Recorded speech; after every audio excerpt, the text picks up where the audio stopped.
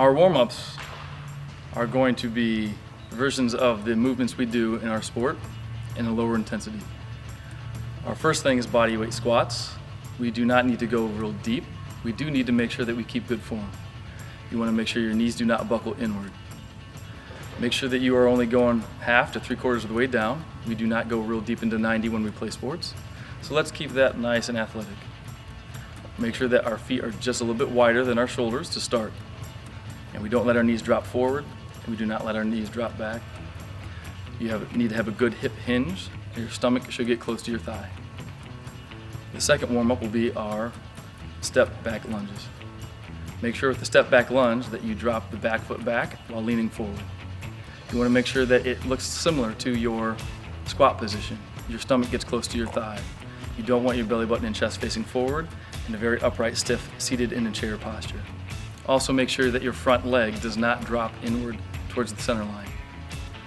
The next warm-up we were going to do is going to be arm circles. Make sure that your arms are straight out of your shoulders. Pinch your shoulders back.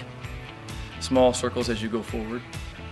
We then want to make sure we go back and do back circles. With back circles, you're also making sure that your shoulders pinch in the back rotation. Your hands should not drop down or go forward.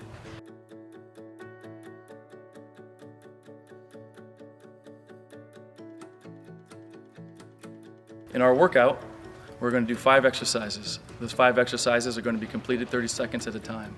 In between each exercise is going to be a 10-second rest. At the end of that, you'll have a 30-second rest. We will then complete that whole block a second time, switching which side you operate on if you were doing a one-sided exercise. First exercise will be jump, lunge, switches. In the warm-up, we completed the lunge. We will now explode up off the floor, switch your legs, and land back on the other side. Make sure that you do not allow your front leg to collapse inward. Make sure we do not land in an upright fashion, instead down in a leaning forward athletic position.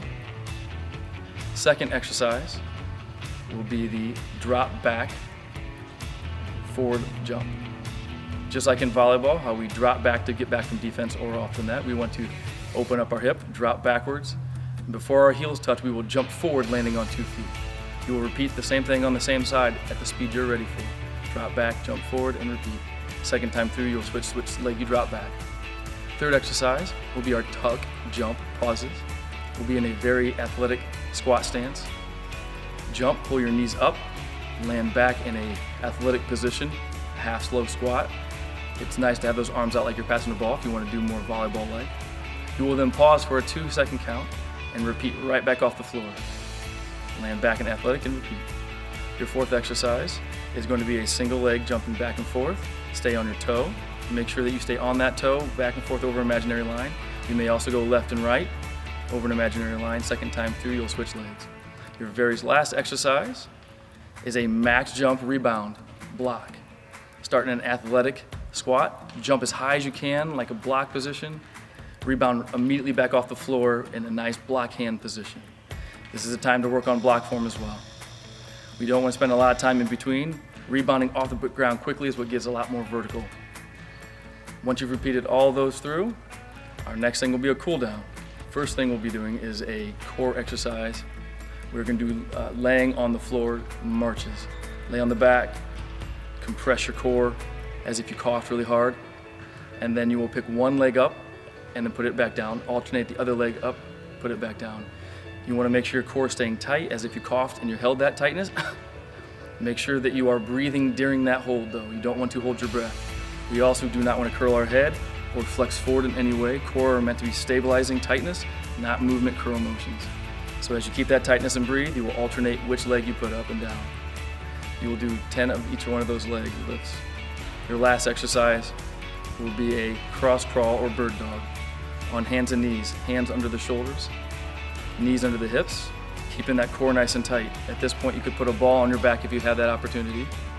As you stay nice and tight, you will slide one arm and one leg, the opposites, straight out and away. If you are keeping everything nice and tight, that ball will not fall off your back. You want to make sure your hips do not sway from side to side. From your shoulders down to your hips, you stay very solid. You breathe during this motion, and you have no need to arch your back. That will complete your exercise. Hopefully everybody is staying safe and well.